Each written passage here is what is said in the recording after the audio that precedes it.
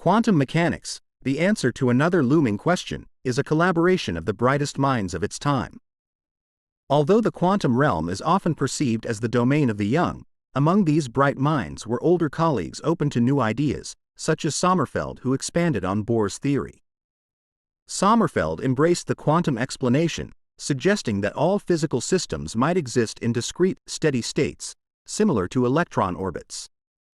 He even proposed a more generalized set of quantum rules. Hence, Sommerfeld's theory could explain more phenomena than Bohr's. Despite the success of Bohr's and Sommerfeld's quantum theories, many knew it was imperfect, with numerous experimental phenomena left unexplained. Yet, the young enthusiasts drawn to the quantum field focused on the theory's merits, especially since many experiments couldn't be explained by classical theories alone. For about a decade afterward, quantum theory entered a vacuum period with slow progress. However, during this decade, discoveries with profound implications for quantum mechanics emerged, like Planck's initial blackbody radiation formula. Although Planck's derivation was flawed, the first correct derivation came from an Indian physicist, Bose. Intriguingly, Bose's accurate derivation resulted from a mistake. While lecturing on the ultraviolet catastrophe, Bose intended to highlight the discrepancy between theoretical predictions and experimental results. During his calculations, he treated different photons as identical, introducing the concept of indistinguishable particles. As he continued, he astonishingly derived results consistent with experiments. Bose submitted his paper to British physics journals, which rejected it due to this apparent mistake. Deciding to try a German journal, but not knowing German, Bose boldly wrote to his idol, Einstein, seeking assistance. Einstein, upon reading the paper, quickly spotted the issue but recognized its deeper implications. He not only helped translate and publish Bose's paper but also wrote a supporting paper. This theory was well received, and Einstein later extended it to atoms, introducing the Bose-Einstein statistics and predicting the Bose-Einstein condensate, a phenomenon verified experimentally only in 1995. In honor of Bose's pioneering contributions, Dirac later named particles following the Bose-Einstein statistics bosons. Now, back to Bose's indistinguishable particles. It's a mysterious property of microscopic particles.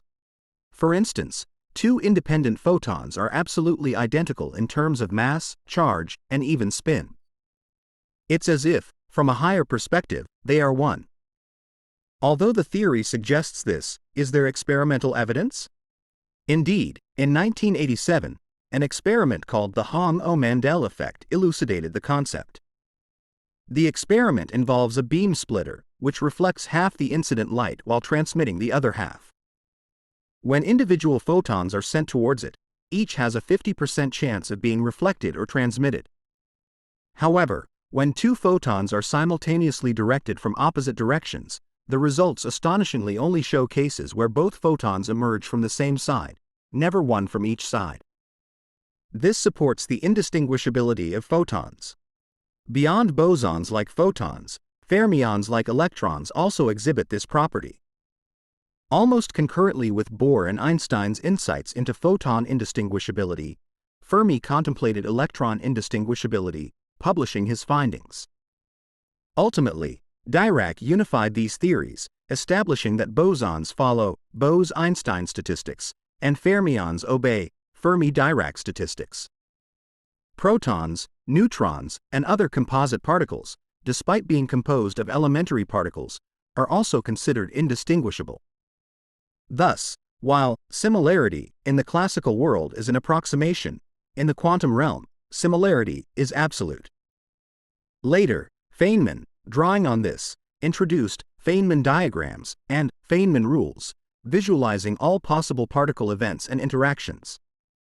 This method became widely used in quantum electrodynamics, QED.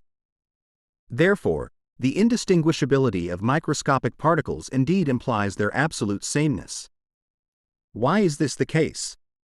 Regarding the indistinguishability of real-world objects, nothing can be absolutely identical. Maybe, at their core, fundamental particles are just mathematical structures. However, If fundamental particles are virtual, then all matter composed of them would be virtual too.